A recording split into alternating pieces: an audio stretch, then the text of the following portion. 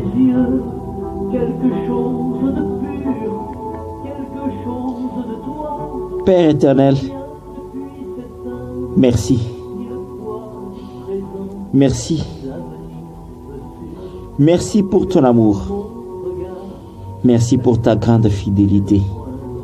Il est dit clairement en Psaume 100 au verset 5, la bonté de l'Éternel dure à jamais, sa fidélité de génération en génération.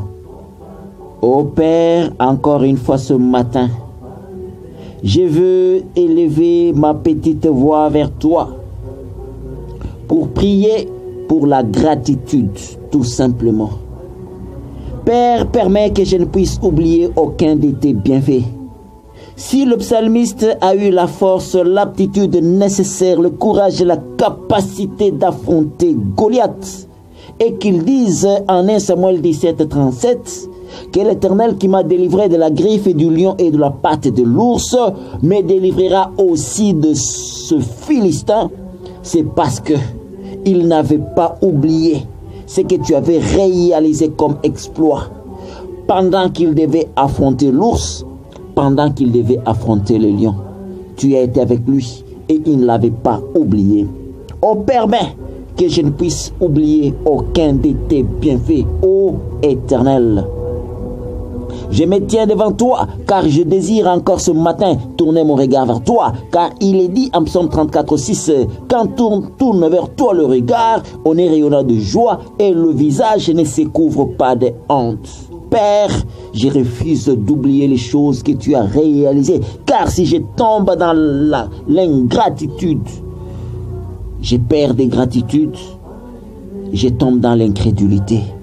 Oh, quand je vois ce qui est dit en Hébreux 3, verset 19, et qui ont traversé la mer Rouge, et qui ont mangé la manne, et qui ont bu l'eau du rocher, eux qui ont vu la colonne de feu, eux qui ont vu des multiples exploits, eux qui ont vu ta main, eux qui ont assisté à des délivrances terribles, eux qui ont expérimenté toutes ces choses, sont morts à cause de l'incrédulité.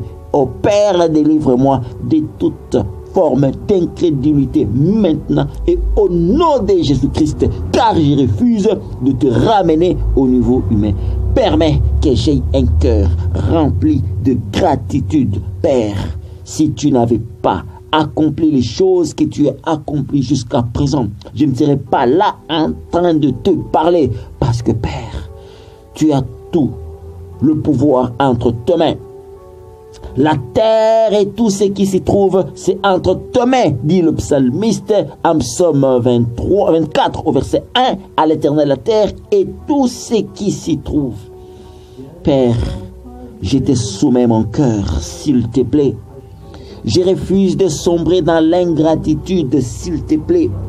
Permets que j'apprenne à dire merci, même pour l'air que je respire, même pour l'intelligence que tu m'as accordée, même pour les différentes grâces que tu manifestes, même pour les dons que tu manifestes. Permets surtout que je ne puisse en aucun moment me comparer à qui que ce soit. Parce que les choses que j'ai connues, les défis que j'ai connus, les circonstances dans lesquelles je me trouve maintenant, ce n'est pas tout le monde qui s'était retrouvé dans de telles circonstances. Et je pense que beaucoup ne s'en sortiraient pas tout simplement. Au Père, jusqu'à présent, il y a toujours ta main au-dessus de moi. C'est pourquoi le psalmiste pouvait dire en Psaume 94, verset 19, que si l'Éternel n'était pas mon secours, mon âme serait bien vite dans la demeure du silence. Il était reconnaissant. Au Père, remplis-moi ce matin d'un cœur de gratitude pour toutes les choses que tu as accomplies. Père, il n'y a pas de petites choses que tu accomplis dans ma vie. Il n'y a pas de petites choses. Tout ce que tu accomplis, ce sont des choses grandes, merveilleuses et importantes. Oh, c'est parce que l'être humain cherche à regarder à gauche, à droite, qu'il considère que ce qu'il possède n'est rien du tout. Oh Père, délivre-moi de cette infirmité. Car il est dit en Matthieu 8 au verset 17 qu'il a pris nos infirmités, nos défauts, nos anomalies, notre ingratitude. Il s'est chargé de toutes ces choses. Délivre-moi Seigneur maintenant afin que j'aie un cœur rempli de gratitude, car cela bloque beaucoup d'enfants de Dieu.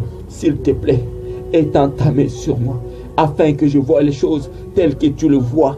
Exprime-toi maintenant, ô Éternel, afin que j'apprenne à apprécier toutes tes réalisations dans ma petite existence.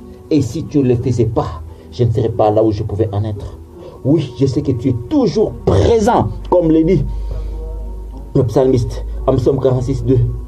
Dieu est un refuge, Dieu est un appui, Dieu est un soutien qui ne manque jamais dans la détresse. Permets que cela ne puisse à aucun moment quitter ma tête, quitter mon mental, que cela ne puisse à aucun moment quitter mon esprit. Tu es un refuge, tu es un appui, tu es un soutien qui ne manque jamais dans l'adversité. Père, il n'y a pas une tentation qui peut aller au-delà de ce que toi, Dieu, tu peux faire.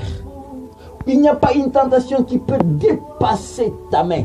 Car il est dit en 1 Corinthiens 10, 13, aucune tentation ne vous est survenue, n'ayez été humaine. Et Dieu qui est fidèle ne permettra pas que vous soyez tentés au-delà de vos forces, mais avec la tentation, il préparera aussi un moyen d'en sortir. Père, remplis mon cœur de gratitude, car même devant l'adversité, que je sache qu'il y a toujours une solution qui est déjà envisagée par toi, car toi Dieu, tu vois toujours mieux que moi, tu vois toujours au-delà. C'est pourquoi il est dit en Ésaïe 55, 9, autant les cieux sont élevés au-dessus de la terre, autant tes pensées sont élevées au-dessus de mes pensées, et tes voix à toi Dieu au-dessus de mes voix.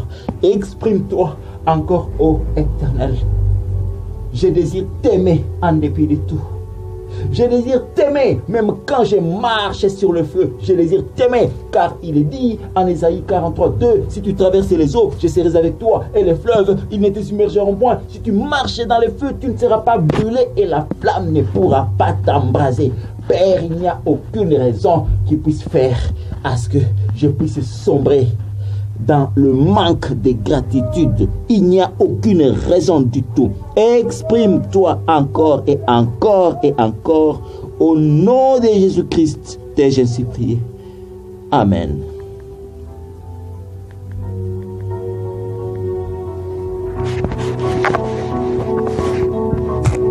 J'aime à l'enfant